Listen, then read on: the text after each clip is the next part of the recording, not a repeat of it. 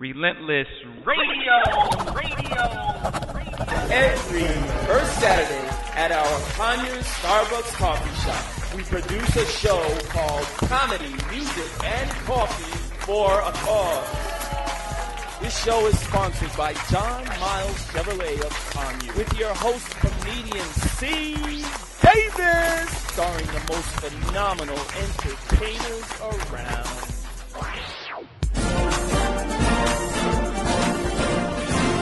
I got a little time. What do you want to talk about? First of all, I'm just so excited to meet you, Mr. President. Well, so am I. Good to see you. Congratulations. What I want to talk to you about is I am unemployed. Okay. And need a job. That's good. That is good? Yeah. Oh, so you have a job for me? Well, not necessarily that, but the reason why that's good is because we got some unemployment benefits we can get you. Okay. Assuming that you're coming from a job and you got fired. Okay, that is not what happened. Not okay. No. So you've been out of work for a while. Oh, a long while. Okay, that's even better. Okay. Because that means you don't count against the unemployment rate. Mm-hmm. That pretty much got me reelected for going down. So that's what I was thinking. I was thinking about some things that you could probably have me do at the White House. Okay, probably not, but I'll listen. Okay. I know you travel a lot. I do. I can walk Bo. Okay. I'm really good at picking up dog poop. So I appreciate that, but Bo has feet. He doesn't need anybody to walk. He can walk on his own. Okay. Feeding Bo. I can feed Okay. I got people that do that already. Okay. Good cooks. Okay. Okay, yeah, I can work in the kitchen. Okay. Washing dishes. I cut myself today. Okay. Washing dishes. I'm a black president. White people are in my kitchen, so that's not going to work. Okay. So what can you do for me? Probably not a whole lot based on what you're bringing to the table. Now, something we could talk about is what you got going on right here. I like what I see, and Michelle's not here. So now listen, I've been looking for a presidential boo bag. So okay, you ain't said nothing but a word. Relentless Radio.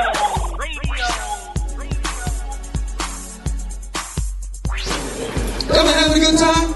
Yeah. Cool. Glad we're having a good time. I'm glad I was able to make it up here. Coming to the stage.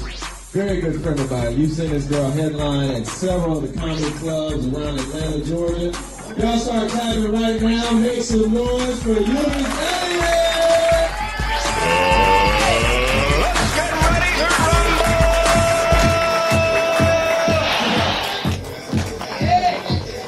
Don't keep clapping. Situated.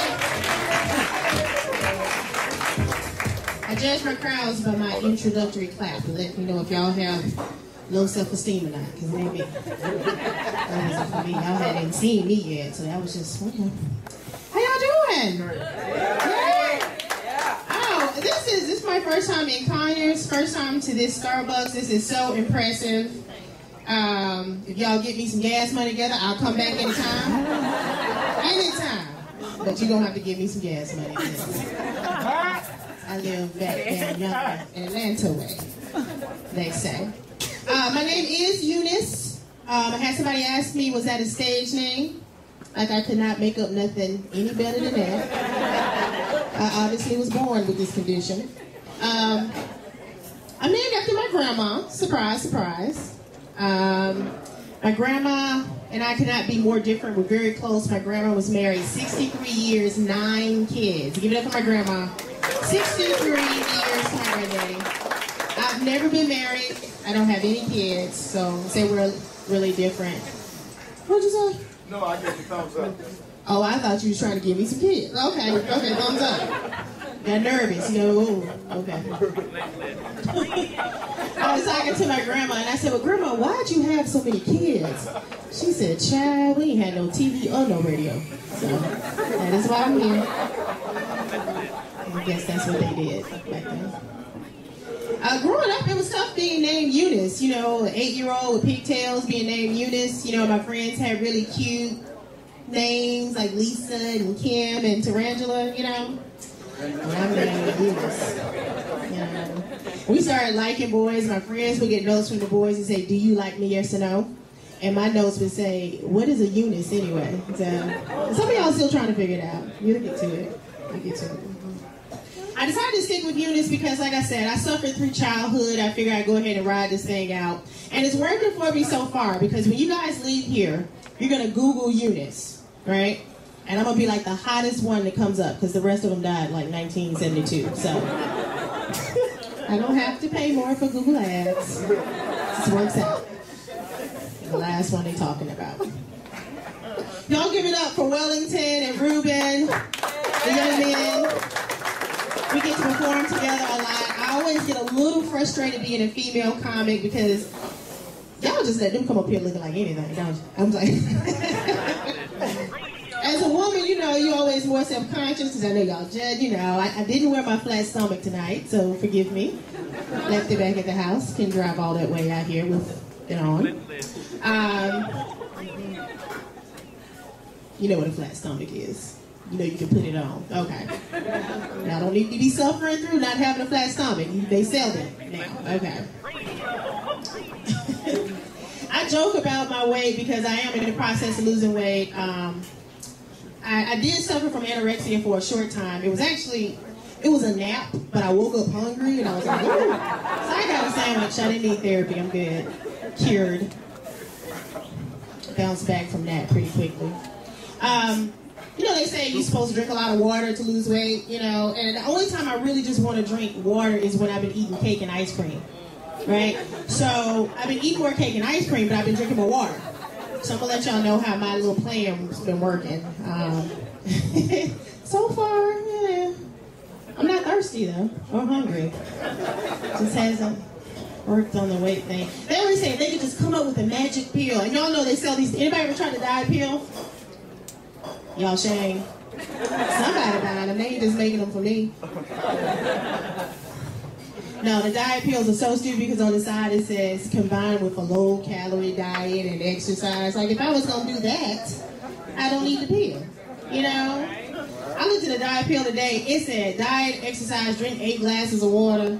I'm like, okay, give me the pill that's going to make me diet and exercise and drink 8 glasses of water. And I'm so sorry. I'm like, oh, I got to take a pill every day? Like, I'm that person. I'm that person. It's past Happy New Year. I used to say Happy New Year when I'm on stage if it's January, but now it's Happy Black History Month. For my white friends, I don't know if y'all already put up your Black History Month decorations.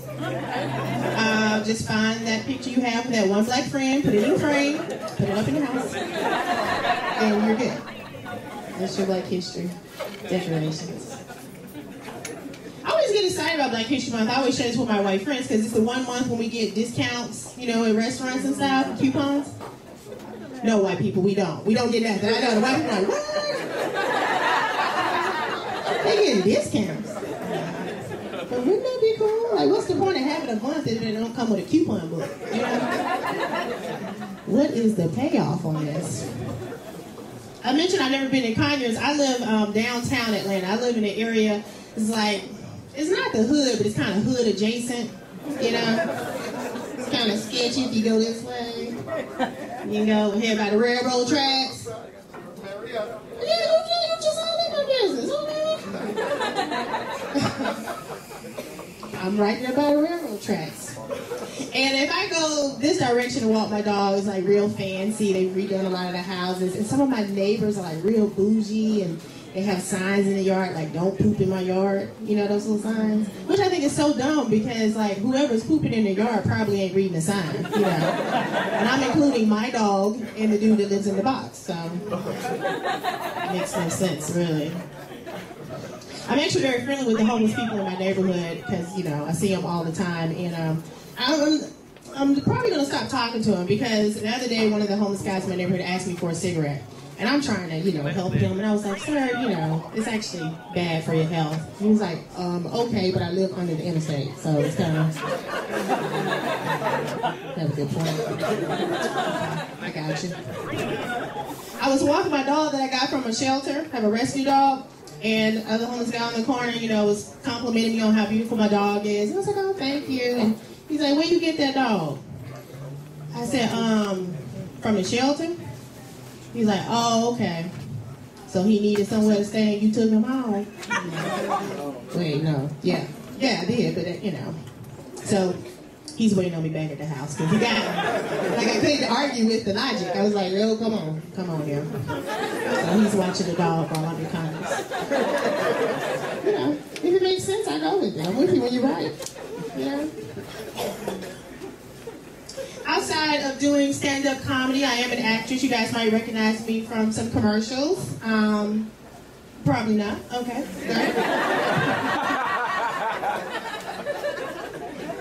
No, I am not the Popeye's chicken lady.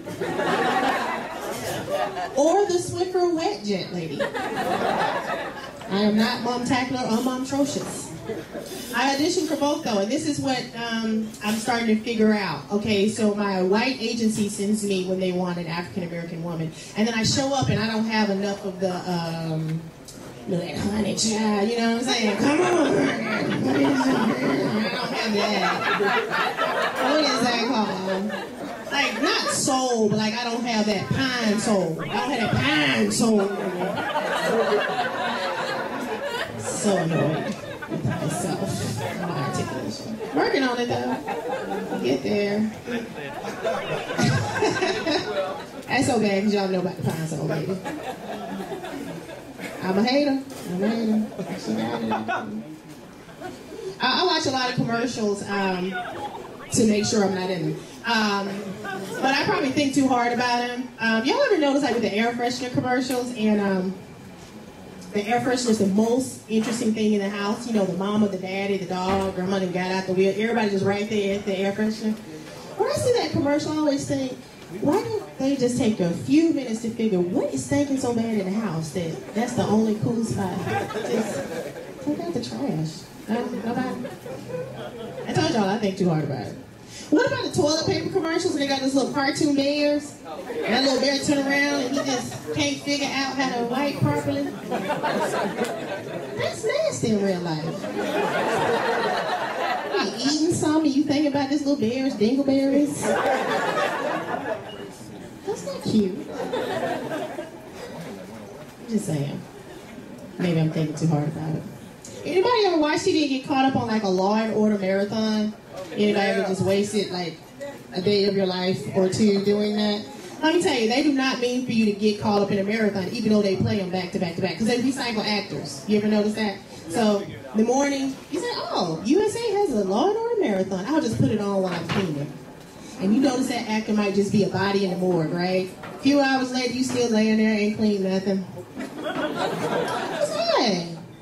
They're the victim's parents. A few episodes later, they the perpetrator. Then around 8, 9 o'clock at night, they work in the DA's office. Really? You know? But y'all know Ice-T ain't started out as no detective.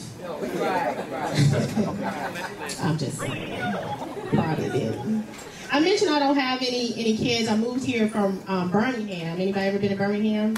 Yeah. Been to Birmingham? I moved here about a year and a half ago to Atlanta, and one of my first shows I did, there was this guy kind of hanging around after the show. I was super excited. It was like my first groupie. I'm like so excited. I've read about it. Yes.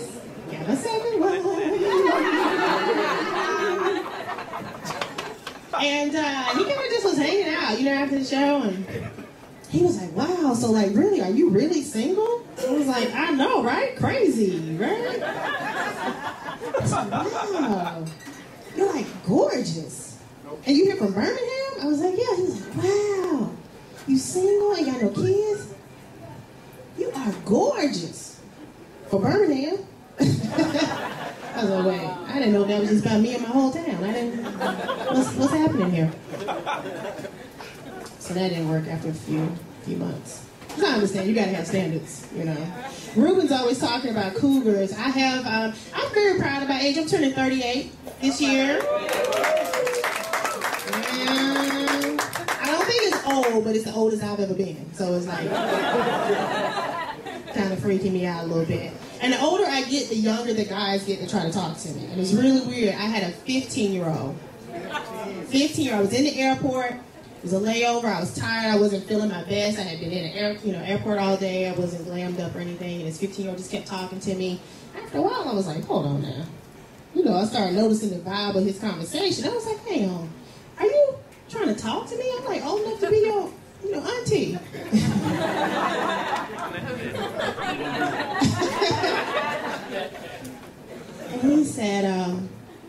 said, yeah, you know, age ain't nothing but a number.